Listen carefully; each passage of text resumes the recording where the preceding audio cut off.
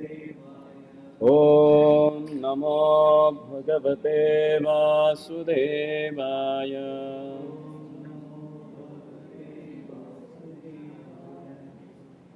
नारायणं नमस्कृत्यं नरं चैव नरोत्तमं देवीं सरस्वतीं व्यासा ततो जयमुदीरये। नष्टप्रायेषु भद्रेषु नित्यं भागवत सेवया भगवति उत्तमश्लोके भक्तिर्भवति नैष्टिके। कृष्णाय वासुदेवाय देवकी नन्दनाय च नन्दगोपकुमाराय गोविन्दाय नमो नमः। नमो नलिननेत्राय वेणुवाद्यविनोदिने राधाधरसुधापान शालिने वनमालिने महाभावस्वरूपास्त्वं कृष्णप्रियवरीयसे प्रेमभक्ति प्रदे देवी श्रीराधिका त्वं नमोऽस्तुते। Sound showing something on screen? Just adjust little some misconnection.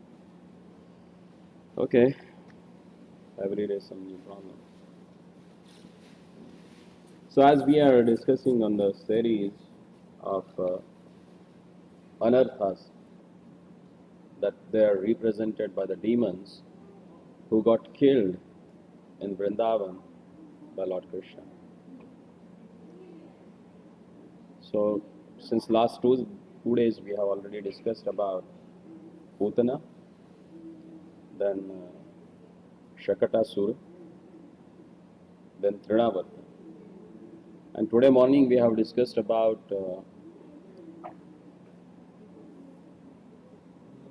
Nalakuver and Manikri.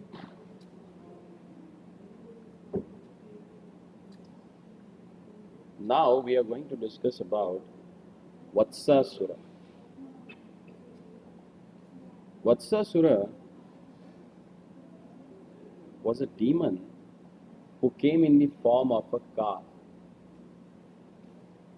When Lord Krishna became like a 5 years old,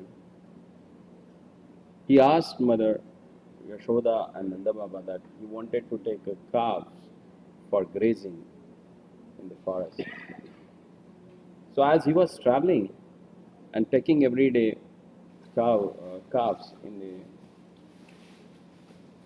grazing yard, one day one demon, he took a form of calf and he entered in that herd. And Lord Krishna, as he is cognizant, as he knows everything, he came to know that this particular calf is totally different from ours. And he informed Balaramji, see, I think this may be a demon. So what he did, he chased him away and took him away from the other calf. And there grabbed his hind legs, rolled it in the air, and smashed on the ground and killed that demon. As soon as that calf was killed, immediately it transformed into a huge form of a demon. And then all the cowherd boys, they started cheering up Krishna. Oh, excellent, you have done a great job. That was the killing of Vatsasura. So it's like every day when he used to go for grazing cows or his calves, before breakfast he used to kill one demon. After that, before lunch he used to kill one demon. And then evening he used to come back to house. So it was like their regular curriculum that they have to do. So this particular demon, Bhaktivinoda Thakur explains in his Chaitanya Shikshamrit that he represents a childish mentalities that we carry in our spiritual life. So what is this childish mentalities? Generally, when we look at the children, they are not serious about anything. They are just fun, loving. They do things because they get fun out of that. There is no serious agenda behind doing the things. So same way, when you take up Krishna consciousness, start working on your spiritual life, then you should not continue with the childish mentality. Don't take spiritual life as a fun. Sometimes we do that mistake. Spiritual life is a serious matter. It's not meant for any sort of a fun. There is a bliss, but that bliss you can't compare with the fun what you get in this material world. So carrying the ideas of sense gratification while performing devotional service, that anartha is represented by Vatsasura.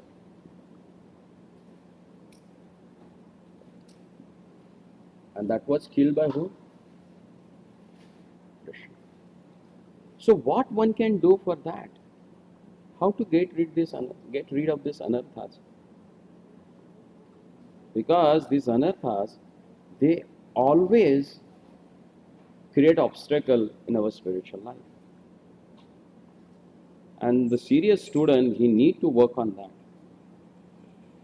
Otherwise, it's tough to continue with our own spiritual life.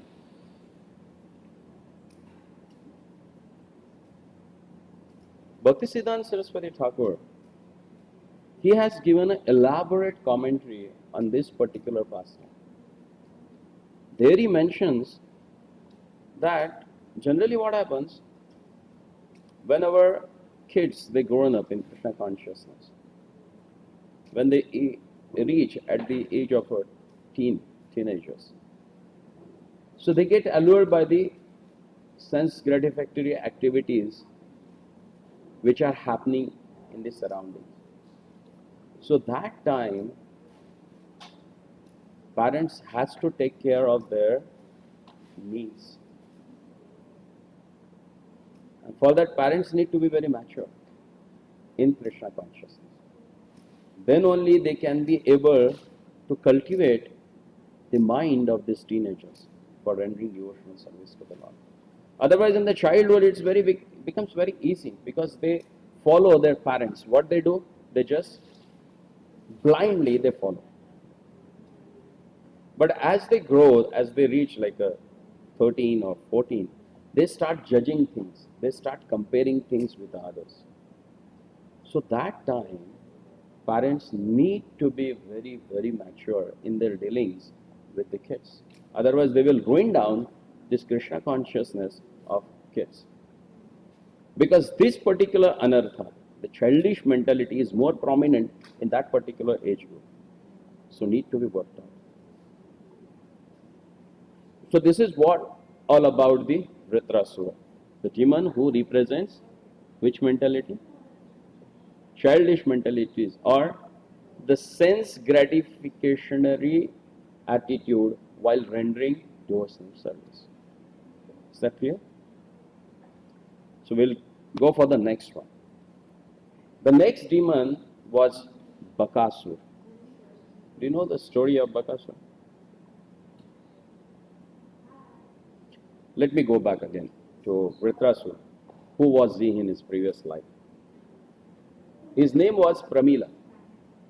And he was the son of demon Muru. One day what happened, this fellow, there was one great rishi. He was performing some austerities. And that great rishi was none other than Vasishtha. And Vasishtha had one cow. Anybody knows her name? Huh? Nandini. She was like a wish fulfilling cow.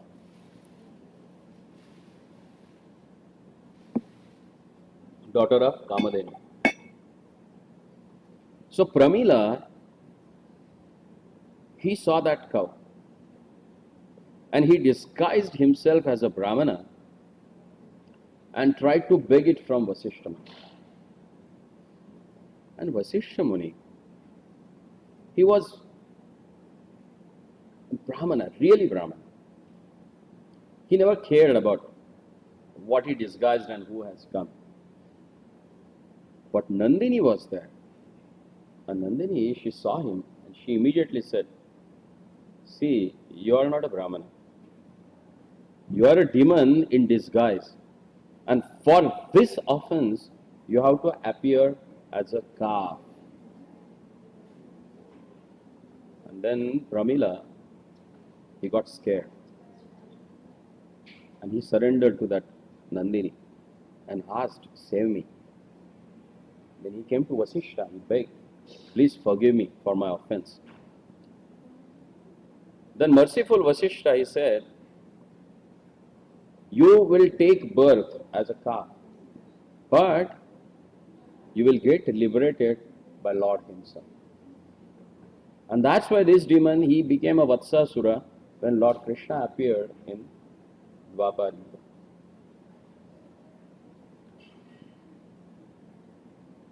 So each and every activities of the Lord has so many histories behind that to happen. There are so many things, they are linked up, and Lord's pastimes has become so wonderful. Then now we'll see about Bakasura. Bakasura, the name itself, Baka Asur. Baka means crane. You know that bird? Crane? Which has a long beaks. Huh? Beaks, not pigs. Beaks. B-A-K. Huh? So what this Bakasur represents actually? Bhaktivinoda Thakur, he explains in Chaitanya Shikshamrita that Bakasura represents cunning duplicity, deceptive behavior and hypocrisy. The outward manifestation of the false lifestyle of cheating activities.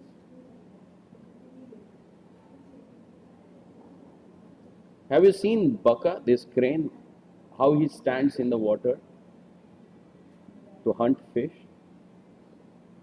He stands on one leg up, closes his eyes, and as soon as that fish comes near to his feet, immediately he picks it up by his long beak. Externally, you may think that he must be meditating on his one leg and performing austerity. But what's the purpose behind that? All that action? Stay still, undisturbed, but fully meditating on the object of sense gratification. So this is what? Duplicity. So someone may imitate himself or pretend himself or present himself or manifest himself as a devotee. But agenda behind that? Puja, Labh, Pratishtha. Why I wanted to be devotee? I want to take sannyas so that I can get married with beautiful girl. Huh?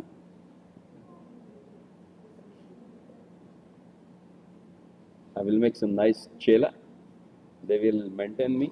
Huh? They will take care of my financial needs. And externally, I don't touch money. You can put it in my account. So this is what hypocrisy. And Lord says mithyachar. In Bhagavad Gita, Lord clearly says He never likes people who pretend. And Bakasura represents that anartha which is none other than the hypocrisy.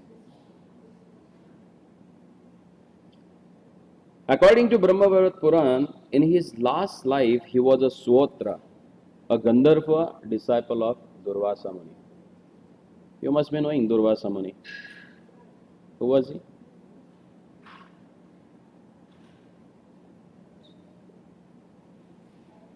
Durvasa is Rudra Ansha. He is Ansha of Lord Shiva. And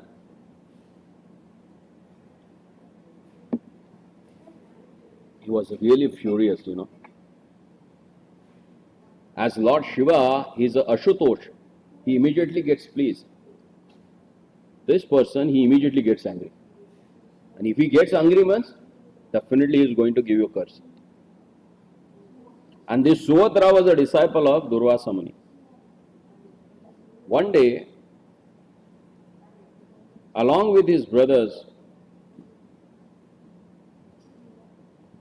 like a Keshi and Pralamba, he performed great austerities. And the three of them were picking lotuses at the celestial Chitra Sarovar for offering to Lord Shiva. When they were arrested by the servants of Lord Shiva received them nicely, but told them that they had promised Parvati that he would curse anyone who took lotuses from the lake. And as she has vowed to offer the 1,000 lotuses a day to Lord Shiva for 100 days, and there were exactly 1 lakh lotuses there, some of which they had now picked up. So they had to appear as these demons, but they were then killed by Krishna and will get liberated. So Brahmavara Purana and Garga Samhita has a detailed explanation about the past life of these demons. So Pralambasur, Bakasur and Keshi, they are 3 brothers. And all they became a demon because of this particular activity. And Kansa was so powerful that he defeated all these demons and he got them on his alliance. And for Kamsa, they were ready to do anything. Then you can imagine Krishna, he appears to kill whom? Not any Tom, Dick, Harry. He comes to kill really powerful personalities. So one day, all the cowherd boys, as they were going on the bank of river Yamuna,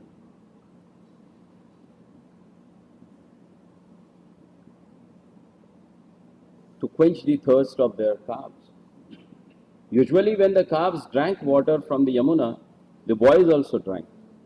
And one day after drinking, when they were sitting on the bank of the river, they saw a huge animal which looked sometime like a duck and was as big as a hill. Its top was as strong as a thunderbolt. And when they saw that unusual animal, they became afraid of it. The name of that beast is Baka or Bakasura. He was a friend of Kamsa. He appeared on the scene suddenly and immediately attacked Krishna with his pointed, sharp beak and quickly swallowed him up. When Krishna was thus swallowed, all the boys headed by Balaram became almost breathless, as if they had died. But when the Bakasura demon was swallowing up Krishna, he felt a burning, fiery sensation in his throat. It's like he is gulping a charcoal, red hot charcoal. And immediately he puked him out. So Krishna came out again. Then Bakasura immediately again swallowed Krishna. This time, Krishna, what he did,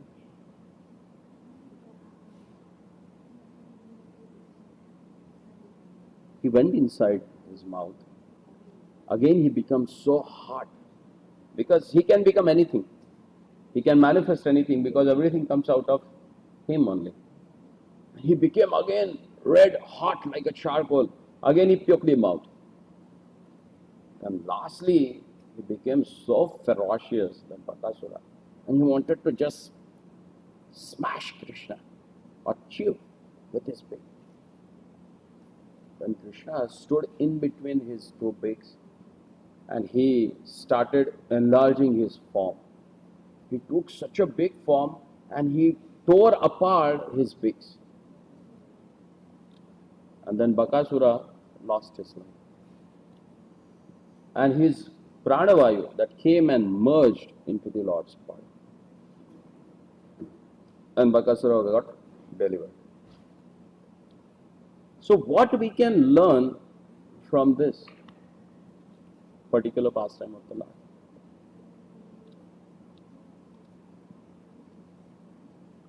The religious hypocrisy consists of offenses to the holy name. Those who are in the clutches of the pseudo-guru have not got the judgment to properly understand their real position, and they deceive themselves by agreeing to adopt higher grade of worship than they are qualified for. Those who even after becoming aware of their unfitnessness persist in this practice, hoping to gain honor and wealth, commit this offense. What it means? There are two divisions in devotional service. One is Vaidika Bhakti and second is Raganuga Bhakti. So the person who is not even perfectly following the Vaidika Bhakti, but if he imitates as he is following the Raganuga Bhakti, or higher than that, Bhava Bhakti, then what happens? Then he is committing this offense, hypocrisy. He is doing what he is supposed not to do. Like a third grade child is studying the 10th grade mathematics. Is he going to become a scholar? Not possible. According to your capacity, you have to follow the practices. वो दरवाजा खोल दोगे नहीं तो ये circulation नहीं होगा, गर्म हो जाएगा. So here we need to understand that unless and until we understand ourselves who we are, because what happens, like a Putana, she represents the pseudo guru or hypocrite guru. What he does, he himself engages in sense gratification and he engages his followers also into sense gratification, which is not the purpose of human form of a life. And that's why they are known as a pseudo guru, because they represent something what they are not, for the gratification of their senses. And whoever follows them, they commit this sort of offense. They become also hypocrite. In Hindi, there is one proverb: चालू गुरु चांडाल चेला दोनों का नरक में ठेलम ठेला. Chalu Guru means a wrangler. pretend himself as a spiritual master. So what sort of a disciple he will have? Worse than him. Huh? And what will be the destiny of both of them? Both they will go to the hell. So sometimes you need to be very careful from whom to choose as a spiritual master, from whom you should take lessons for your spiritual life, from whom you should accept the knowledge which will make you comfortable in practicing Krishna consciousness. There are so many pseudo personalities you will find in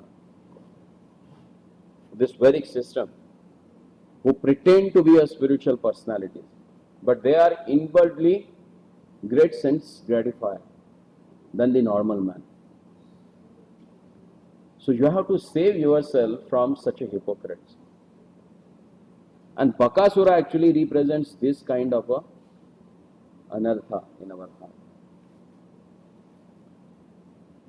So further it is said, they are real thorns in the side of the world.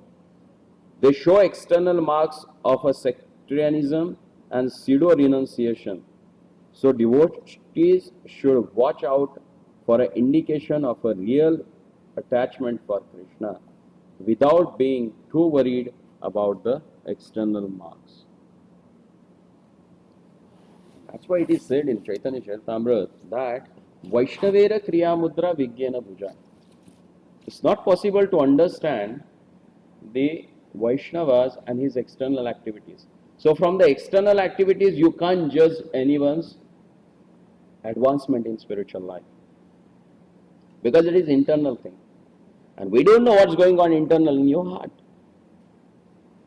I may be speaking so many things, but that is from the books. What about my own realization for that?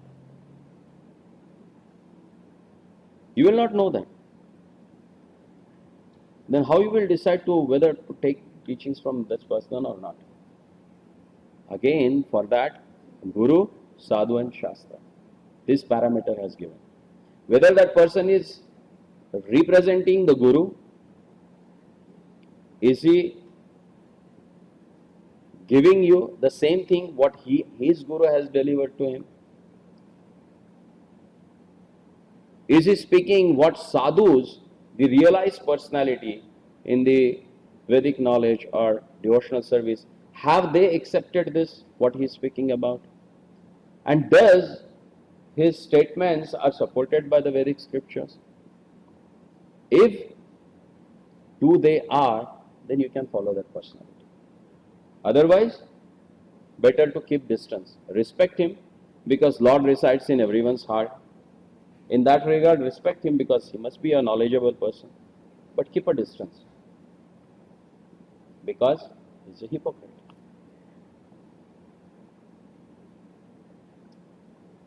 And remember, as Lord says, Ye yadamam prapadyante tams tataiva bhajamya. He is reciprocally respondent. The way you wanted to take his shelter, that way he will open the way for you or get for you. If you are sincere, you will get a sincere personality as a guru, as a shiksha guru, as a diksha guru. If you are chalu, then you will get same personality like that, maybe mahachalu than you, who can guide you. And that will not help you anyway in Krishna consciousness. So need to be work on this anarthas. So we have seen Vatsasur, we have seen Bakasur. So who is the next one?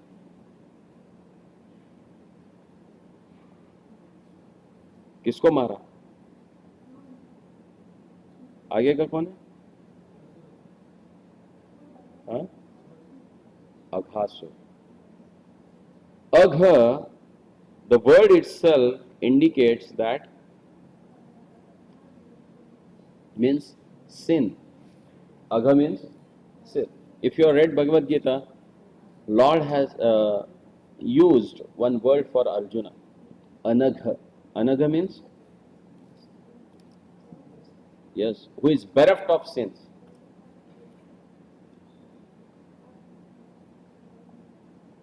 So the name itself indicates the anartha, aghasur, the sinful demon. Huh?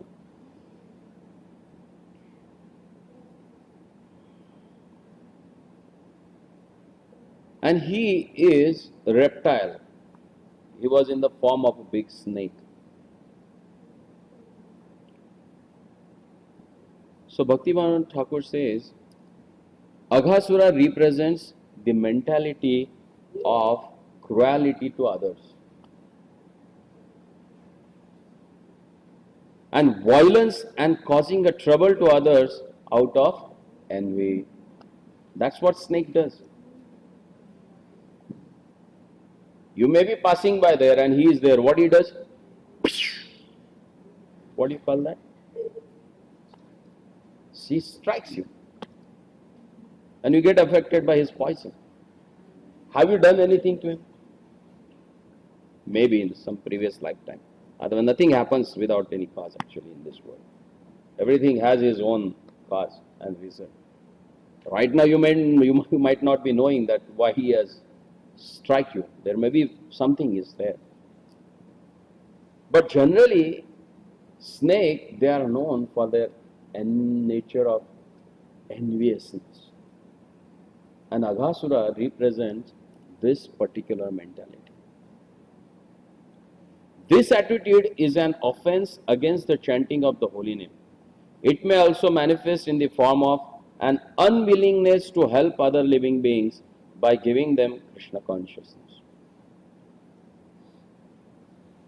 Sometimes it happens with us. As Mahaprabhu said, Jara Deka Tara Kaha Krishna Upadesh. Whomever you meet, you just tell them about Krishna consciousness.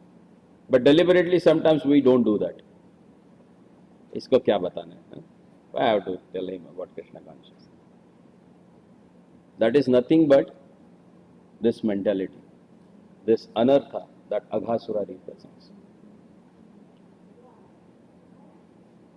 In one of the purports of 13th chapter, verse 8 to 12, there the word comes ahimsa. What is meant by that ahimsa? Non-violence. What is meant by violence? Just not killing the body of someone is violence, or bloodshed is violence. But real violence is that not giving Krishna consciousness to that living entity. That is a real violence. And one has to be very careful for that. And this particular anartha is also offense to the chanting of holy name. How it is offense for chanting the holy name? Because you are minimizing the glories of holy name. Whoever comes in a contact with the holy name, what happens? Harati ashesha papani. It takes away all these sins you may have committed for the thousands of lifetimes. And you are minimizing that, considering that what's the use of giving holy name to that person. So this sort of mentality is represented by Aghasura. So let's see who was this Aghasura in his previous life. As per the Garga Samhita, Aghasura, he was a son of one Asura, and he had a very attractive body, and he was very proud of that. And one time, he saw Ashtavakra Muni. Anybody has heard about Ashtavakra Muni? He was known Ashtavakra because he had 8 bends in his body. So when he used to walk, he used to bend in 8 different parts of his body. So he was known as Ashtavakra. And this demon, this son of a demon, he was so proud of his beauty, he started laughing at him.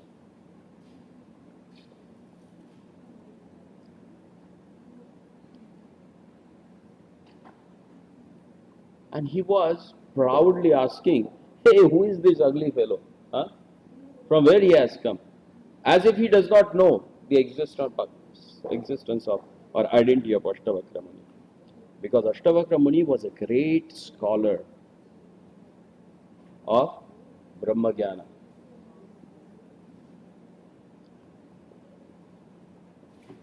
And then he became very disturbed and he cursed him to become the ugliest snake on the earth. And then Agha fell at his feet and begged for the mercy. So the sage blessed him. You may become the ugliest snake in this on the earth, but you will be delivered by Lord Krishna himself. So when Lord Krishna was enjoying his childhood pastime with his boyfriends, this Aghasura demon became very impatient. And he was unable to see Krishna playing with his boyfriends. He appeared before the boys, intending to kill them all. Not one or two. He wanted to kill everyone. That sort of an envy he has in his heart.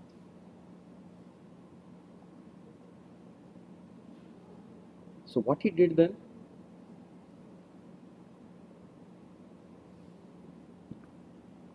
He was such a dangerous person that even denizens of heavenly planets, they used to get scared of him. They used to run away from him.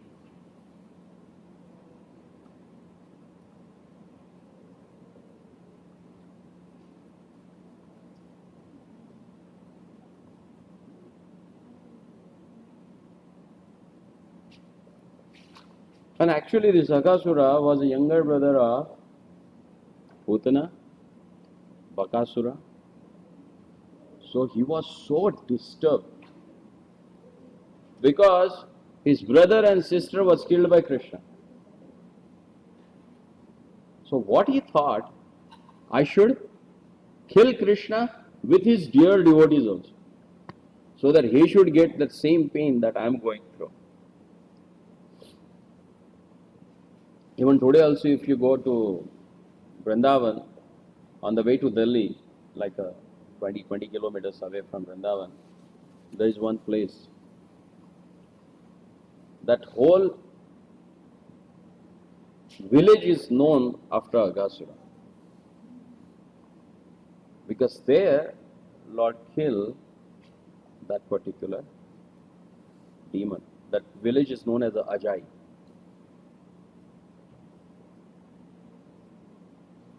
So one day all these coward boys, when they were playing, this Aghasura, he appeared there. And what he did, he disguised himself as a great cave.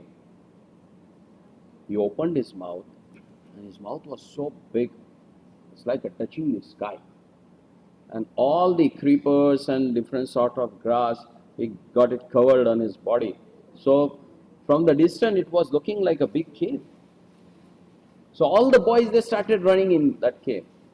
As they reached there, they got a very foul smell. Because as Aghasura opened his mouth, everything rotten in his stomach, whatever exhalation was coming out, that air was so nasty. Madhumangal, from distance only, he recognized, my dear friends, be careful. This is something unusual. Because we never saw any sort of a cave here before, and all of a sudden this cave has come. But as a coward boys, they were fully dependent on Krishna, and they know every day Krishna kills one demon.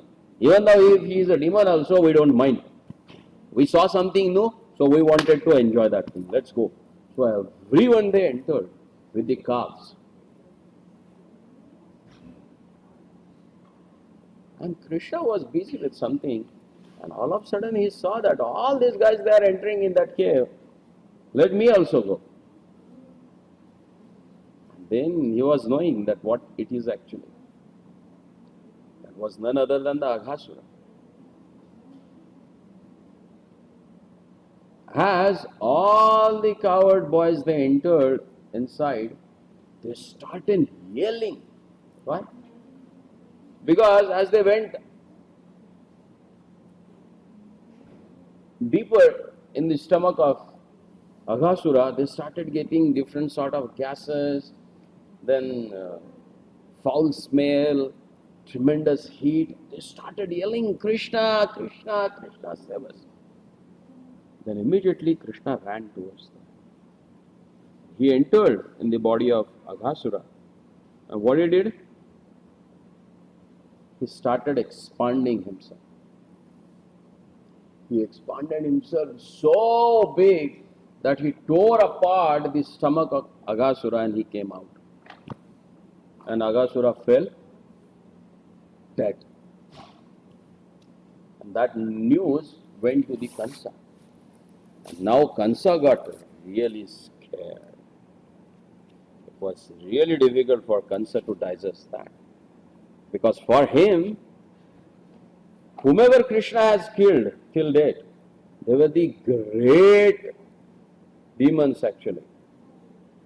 Because when Putana was killed and when she laid down and came into her own form, own original form, she was like 8 miles long. Can you imagine? 8 miles long. Her body was 8 miles long. Her breast seems to be like a hill. And she was killed by whom? Few days infant, maybe 6 or 7 days. Not that much also, 2 or 3 days actually. Then Trinavarta, the whirlwind demon, who was so powerful, he took Krishna up in the sky near about thousands of feet. And there Krishna just choked his throat and killed him. Next one was, no, before that he killed Shakatasura. Then Baka, now Agha. Vatsasura was already dead. Now Kamsa got really bewildered. He was thinking, I have to do something for this guy. He's so powerful. So when all these things were happening, Lord Krishna had his own plans.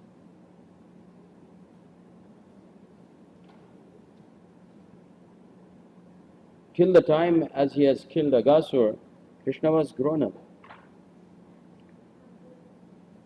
And there was day of Balram's appearance day. Brahma's, Balram's birthday.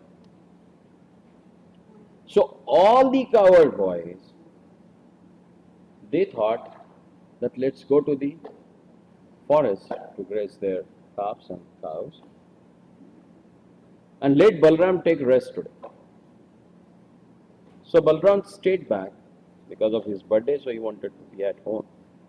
And Krishna and all coward boys, they went out.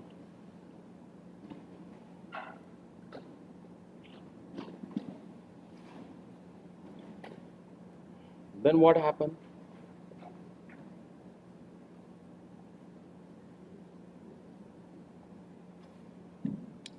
As all they were in the pasture land, they thought, they felt very much hungry and they wanted to eat. So what they did, Krishna sat in the middle of them and they surrounded Krishna. They made a big circle and they surrounded Krishna. And everyone, they opened their tiffin. So what was there? It's not that they were carrying only one tiffin for them. Everyone had a second tiffin with them. And who gave them that? That was given by their mothers. Because their mothers, they were loving Krishna as their own son. So they were thinking, oh, this is very good for Krishna. He likes it. So please carry, this is for Krishna. This is for you and this is for Krishna. So as Mother Yashoda was giving enough quantity for him also, but still every boy used to have something for Krishna. So all they used to sit all around the Krishna, and they used to feed Krishna literally. Each and, hey Krishna, someone will take rasgulla, he will eat, oh it's very tasty, Krishna have it. And Krishna used to take that the half-eaten rasgulla from that boy and he used to eat it. The another one he will take another sweet made up of milk and he will taste that and he said, Krishna, this is also good, have it. So he will stretch his hand and put it in Krishna's mouth. And Krishna will eat it nicely. Here in the Brahmaloka, discussion was going on that someone has born in Vrindavan and he is killing all these demons who has created blunders in the whole universe. Like Putana, Bakasur, Agasur, Vatsasur, this Trinavata, all they got killed. So Brahma was thinking, who is that? Even thou same Brahma, who along with the demigods went on the banks of Kshirodak Sagar, prayed to their lordship with the Purushotta mantras, and Lord revealed him through his sound that Brahma, I am going to take birth on the earthly planet to deliver all the pious people and kill all the nasty people. All the miscreants, I will come and I will re-establish the religion. And you all demigods also appear in the dynasty of Yadus, because I am going to take birth there. And you can assist me in killing all these demons. Brahma narrated that all the demigods, they also partially incarnated themselves in the different houses of Yadus. And this Brahma got bewildered. He was not able to understand that was the same Lord whom I prayed, he appeared, because the same Brahma came when Lord appeared in the womb of Devaki and started offering prayers. There is one full chapter in Srimad Bhagavatam 10th canto, which is known as a Garbhastuti. When Lord was in the womb of Mother Devaki, all the demigods they came and one by one they offered prayers to the Lord. And they forgot. That's what happens. So after reading or hearing these pastimes, what one can come to the conclusion?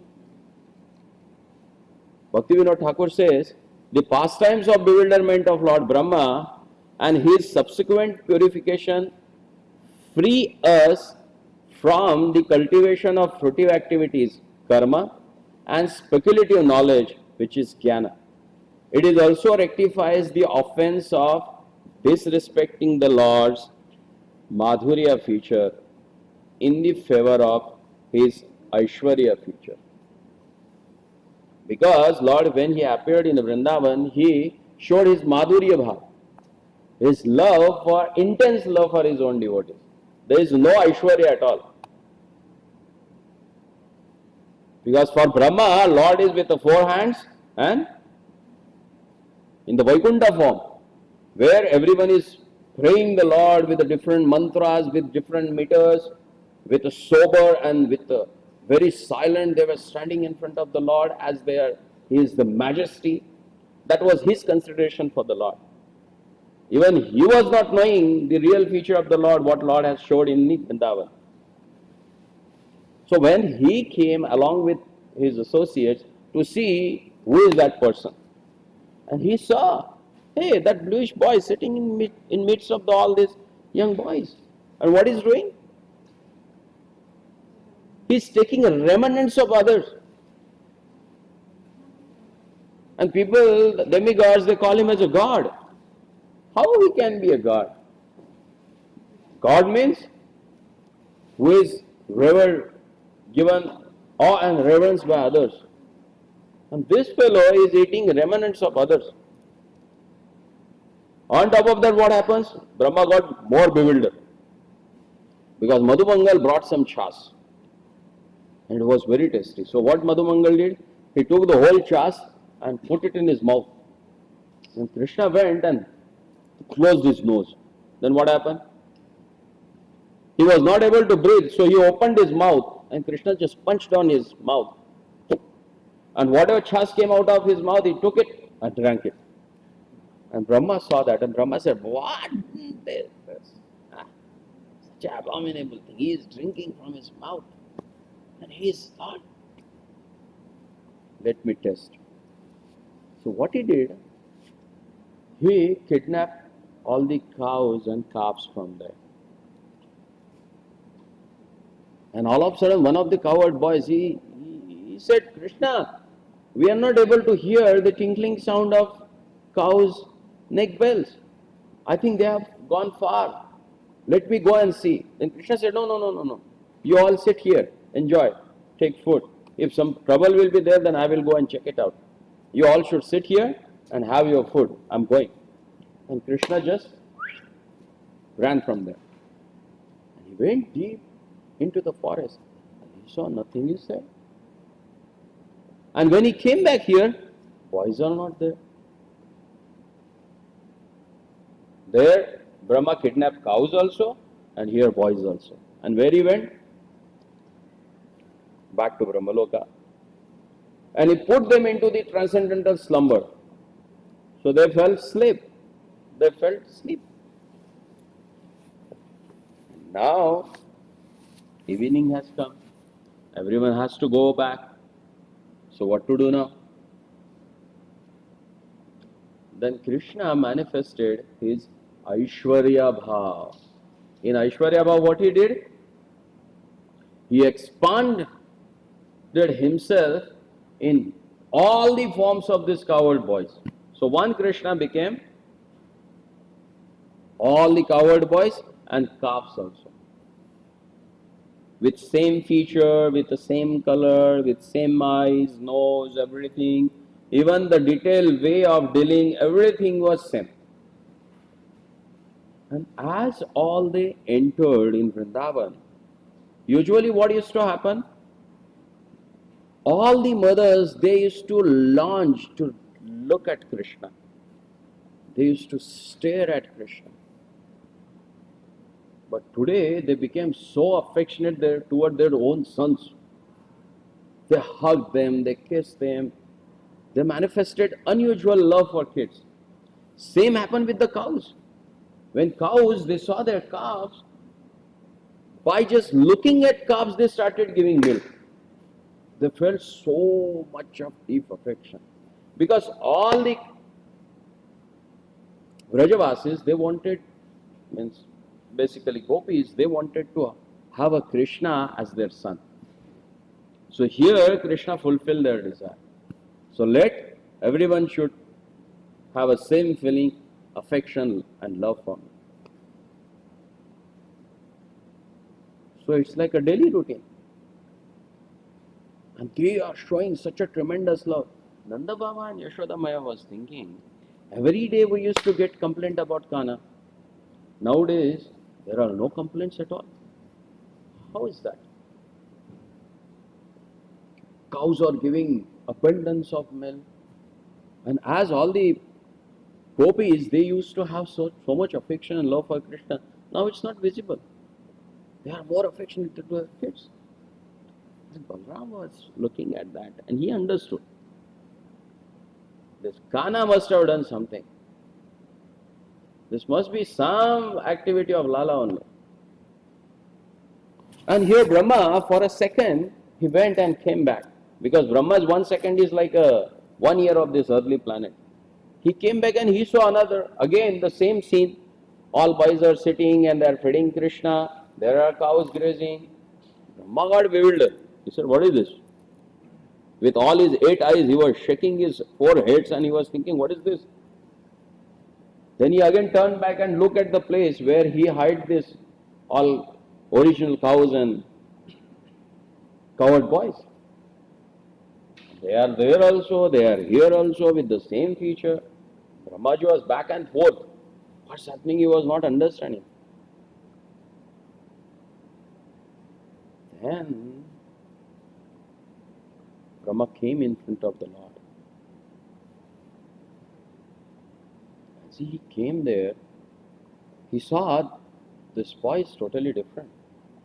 And Lord manifested himself in 400 Vishnu forms in all that cowherd boys.